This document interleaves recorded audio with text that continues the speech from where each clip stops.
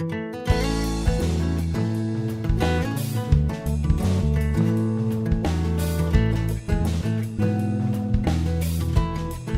everyone, it's Aunt Fernita, and we're studying Lesson 1, Giants and Grasshoppers.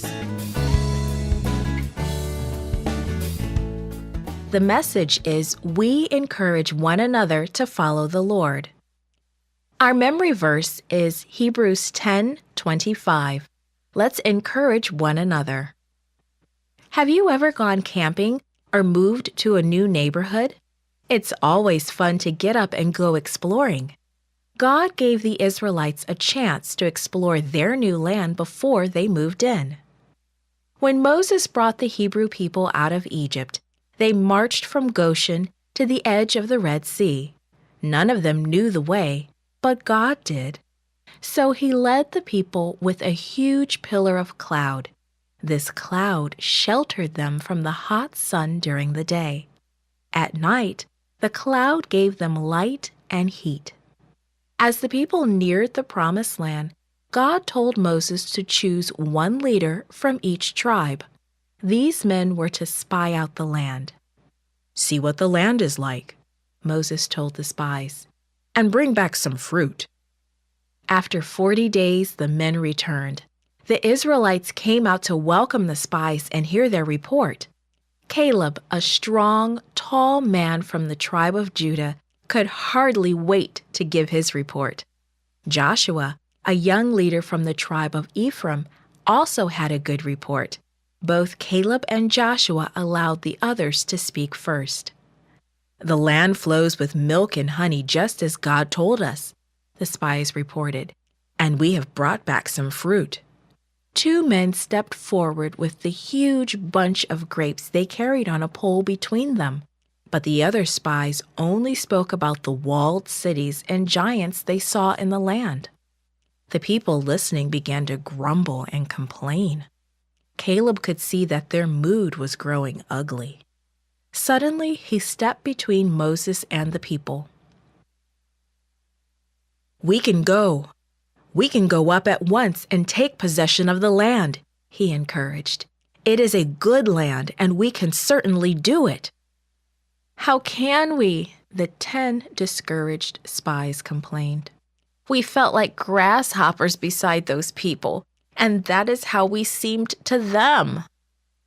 The people raised their voices and cried all night long. "It would have been better for us to die in Egypt, or even here in the wilderness," the people wailed. Why is the Lord taking us into that land? We will be killed in battle, and our wives and children will be captured. Let's go back to Egypt." Moses and Aaron fell with their faces to the ground. Caleb and Joshua were distressed by Israel's lack of trust in the Lord. They tore their clothes and held up their hands for silence.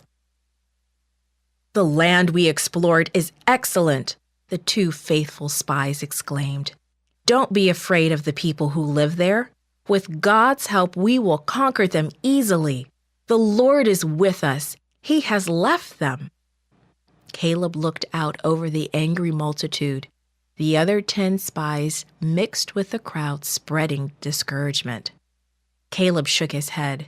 It was a good land, a beautiful land, rich and full of food. After all, it had taken 2 men to carry home 1 bunch of grapes.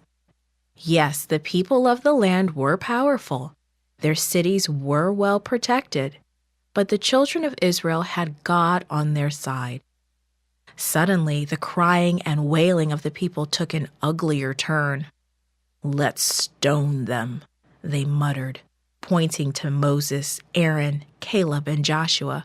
"Stone them! Stone them!" At that moment, a dazzling light spread over the tabernacle, the Lord's tent. The people backed away, fearful, squinting and shading their eyes with their hands. Then the Lord spoke. "Because you people are afraid of entering the land, you will not do so. You will wander in the wilderness until all of you who are adults die. As for your children, I will bring them in to enjoy the land you rejected." But God promised Caleb and Joshua that they would go into the land because they spoke encouragement. Like Caleb and Joshua, we should encourage one another to follow the Lord. This podcast is read by Franita Buddy for Gracelink.net. Created and produced by Falvo Fowler. Post-produced by Faith Toe at Studio El Piso. The theme music is by Clayton Kinney. Animation and artwork by Giogo Godoy. The audio engineer was Karel Holness. For more information, please visit Gracelink.net.